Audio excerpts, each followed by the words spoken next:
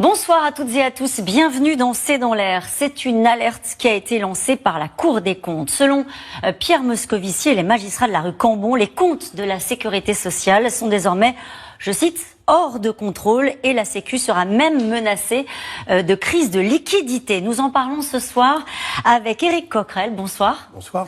Vous êtes député LFI, président de la Commission des finances à l'Assemblée nationale. Quelques chiffres pour commencer. De 21,1 milliards d'euros en 2025, le déficit de la Sécu pourrait atteindre 24,1 milliards en 2028.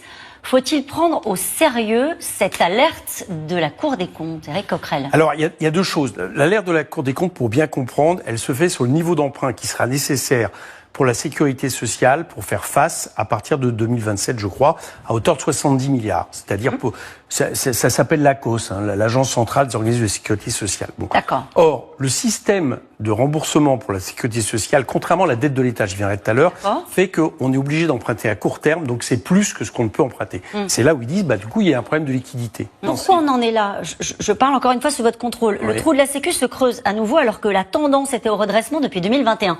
Qu'est-ce qui s'est passé depuis? Alors, en fait, le trou de la Sécu, le régime général de la Sécu, vous annonciez des déficits, il n'est pas en déficit. Entre les remboursements et les recettes, il n'est pas en déficit. Ce qui le met en déficit, c'est par exemple ce qu'on appelle l'amortissement à la CADES. C'est une caisse qui a été créée d'amortissement que la sécurité rembourse chaque année et qui fait qu'elle passe en déficit. D'accord? Donc c'est bien ce qu'il faut comprendre. Que le système global, pour l'instant, au moment où on se parle, et encore l'année prochaine vraisemblablement, il n'est pas en déficit. Donc déjà, voyons ce qui met en déficit. Ce qui met en déficit, par exemple, c'est de rembourser ces emprunts au niveau de la CADES chaque année. Bien. Pourquoi il y a ces emprunts au niveau de la CADES? Par exemple, il y a déjà des sommes qui sont quelque part indues. Pourquoi? Parce que pendant le Covid, on a mis à peu près 92 milliards d'euros qu'on a imputés sur la sécurité sociale qui en réalité auraient dû être des dettes de l'État. D'accord. Tenir compte. Je vous donne un exemple, vous allez très bien comprendre. On a décidé d'aider les entreprises. On a mis du chômage partiel. Bon, c'est une dette de l'État qui part dans une situation exceptionnelle. Et ça, c'est devenu une dette sociale, imputée à la sécurité sociale.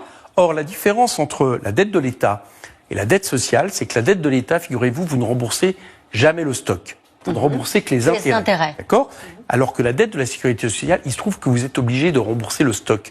Donc, en fait, ça nous a coûté beaucoup plus cher. Si l'État avait pris en charge sur son budget le chômage partiel, au lieu de le transférer sur la dette sociale, eh bien, on ne se retrouverait pas dans cette situation. Et figurez-vous, ça nous coûte environ 19 milliards d'euros par an à la Sécu, alors que c'était des aides de l'État décidées par l'État. Éric Coquerel, vous êtes en train de nous expliquer que ça n'est pas uniquement une flambée des dépenses sociales dans le pays qui arrive à cette situation? Exactement. C'est un problème d'abord, avant tout, de recettes.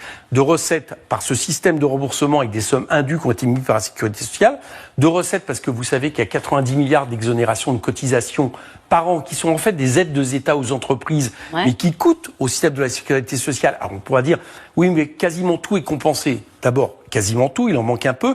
Et puis c'est compensé en allant prendre la TVA qui devrait servir à assurer le financement de l'État. Et enfin, on pourrait peut-être réfléchir, au lieu d'aller emprunter sur les marchés, et ça coûte cher, à par exemple augmenter un peu les cotisations.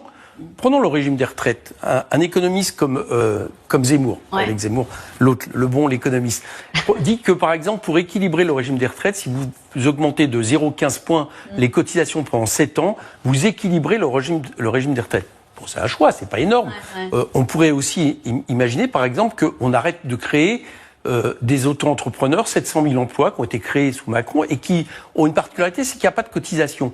Autrement dit, on a asséché les recettes de la sécurité sociale, d'où la question des déficits. Le rapport dit qu'il est indispensable de définir une stratégie de retour à l'équilibre impliquant, je cite, des mesures d'économie et de maîtrise des dépenses.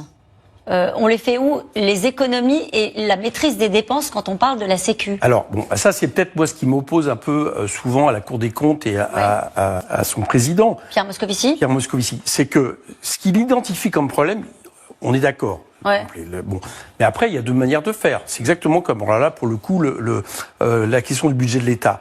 Soit vous vous dites, il y a trop de dépenses, il faut baisser les dépenses, soit vous vous dites qu'il n'y a plus assez de recettes. Le budget de l'État, c'est clair, on l'a créé, c'est-à-dire on a baissé de 60 milliards les recettes de l'État à coup de cadeaux fiscaux, notamment aux plus riches. Donc moi, ce que je dis, par exemple, c'est qu'il faut les récupérer, ces recettes, au lieu de baisser les dépenses. Et la Sécu, c'est un peu la même chose. C'est-à-dire qu'on peut le voir des deux manières. On peut le voir soit en s'efforçant de donner plus de recettes à la Sécu, et puis peut-être d'apurer cette dette qui lui coûte très cher. Par exemple, l'État pourrait reprendre la dette de la CADES. C'est une provision que je fais, qui coûterait moins cher, parce que l'État, je vous le dis, ne paye jamais son stock. Donc on bascule ce manque à gagner, cette dépense 140 milliards, je vous la donne. C'est 140 milliards à la 140 CADES. Milliards Moi, je propose que l'État le récupère, oui, mais quelque part, ces 140 milliards permettraient que chaque année, on ne ponctionne plus de l'argent sur la question de la sécurité sociale pour le rembourser. Ça coûterait moins cher parce qu'on rembourserait que les charges, les charges d'intérêt. Les intérêts de la dette. Et non pas le stock, alors que du côté de la Sécu, on rembourse le stock. Ça, c'est une proposition, par exemple. C'est pas comme si on avait des marges de manœuvre quand on parle des déficits et de la dette publique en France, dont on sait qu'elle coûte très cher. Bien sûr, mais mais il n'y a pas de problème. Mais sauf que là, on renvoie sur un autre débat. Vous savez que on pense qu'on peut assez facilement aller chercher 50, 60 milliards d'euros de recettes supplémentaires uniquement sur les ultra riches. Je donne une autre méthode, par exemple. On peut très bien décider aussi qu'on fait cotiser les dividendes. Les rachats d'actions, etc. Ça rapporte 10 milliards d'euros par an. Donc, il y a la possibilité d'aller chercher des recettes supplémentaires. Je voudrais faire commenter ce qu'a dit le chef de l'État. Il a appelé à réformer le financement de notre modèle social en le faisant reposer moins sur le travail et davantage sur la consommation. Il l'a pas dit, mais ce que ça voulait dire, c'était qu'il repositionnait l'idée de TVA sociale. Est-ce que ce serait un moyen de régler la situation budgétaire dans laquelle nous sommes? C'est totalement contre-productif à tout niveau. D'abord parce que c'est très injuste, c'est l'impôt le plus injuste, qu'il n'est pas proportionnel. Deuxièmement parce que c'est un impôt qui touche directement la consommation populaire. Et il se trouve que la consommation populaire, c'est un des feux de on va dire, quand la France, tout d'un coup, par rapport à l'Allemagne, l'an dernier, ne rentre pas en récession, c'est parce que vous avez une consommation populaire qui tient le coup. Si vous augmentez la TVA, vous allez amoindrir cette consommation populaire. Donc, c'est sûrement pas la bonne solution. Donc, la bonne solution, c'est plutôt d'aller chercher... Lui, il dit pas... Cette histoire de pas faire... si on embauche plus, par exemple, on embauche des fonctionnaires, on paye mieux les gens. D'accord? C'est une solution, mais mieux payer les gens par rapport, par exemple, aux bénéfices et aux dividendes. Vous allez faire en sorte qu'il y ait plus de cotisations qui vont rentrer et j'allais dire que le régime général de la Sécu s'en portera mieux. Mais là, on a l'impression que c'est un peu money time, si vous me permettez l'expression. Quand on voit que sur la croissance et sur le déficit, Bruxelles ne croit pas au redressement rapide promis par la France. Ils ont raison. Tel qu'on l'imagine pour l'instant. Sur les prévisions de croissance, notamment, et les prévisions de réduction des déficits. On n'y est pas. Tel qu'on va le faire, non. On prévoit de faire 40 milliards de baisse de dépenses l'année prochaine. Dans un période de reflux de l'activité économique, le bilan, tout le monde le connaît, c'est un aspect récessif sur l'économie. Donc, on va ne faire que développer, continuer le problème. C'est pour ça qu'à mon avis, il faut rompre avec ces politiques d'offres et de compétitivité. Il faut relancer, moi je suis d'accord de relancer le travail. Alors, ça commence peut-être, par exemple, par ne pas proposer que les chauffeurs de taxi aient 30% de moins de revenus, par exemple. Par exemple, là, c'est une façon de dire on va faire des économies. Mais ça sera pas... Alors d'abord, il va peut-être falloir se demander... On leur demande de contribuer au contrôle des dépenses de transport sanitaire. Ça aussi, ça avait été montré du doigt par la Cour des comptes. D'accord, mais sont-ils responsables de ça? Est-ce que la responsabilité ne vient pas du fait qu'on a favorisé l'ambulatoire, on a fermé des hôpitaux de proximité, donc vous avez plus de temps de parcours? Est-ce que d'abord, c'est pas la première responsabilité? En plus, du côté des chauffeurs de taxi, on va donc dire, on va vous réduire vos revenus, de à peu près ils pensent 30%, donc c'est moins bon pour la consommation populaire. On nous dit qu'on veut valoriser le travail. C'est pas comme ça qu'on le valorise. Donc moi, je pense que le meilleur système, par exemple là, c'est de ne pas toucher cette dépense de 300 millions qui va nous coûter plus cher ailleurs et peut-être d'aller justement arrêter avec la fin des hôpitaux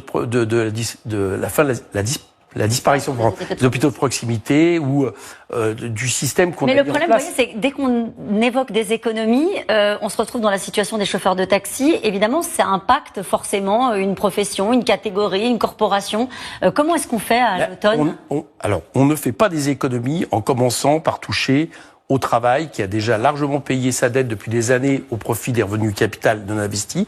Donc on paye mieux le travail, on commence pas à moins le bien payer, et on paye un travail qui assure des cotisations. Donc par exemple, prenons les chauffeurs de taxi, on fait en sorte de favoriser plutôt les chauffeurs de taxi qui sont réglementés, qui payent des impôts, des cotisations, plutôt que les plateformes ubérisées qui emploient des gens qui, eux, ne payent pas de cotisations. C'est pas contre les chauffeurs, mais ils devraient être salariés et payer des cotisations. On peut se dire que ça va pas être simple à l'automne, ce budget? Ah, ça c'est sûr. Tel que c'est parti. Tel que c'est parti, ce sera pas simple. Merci.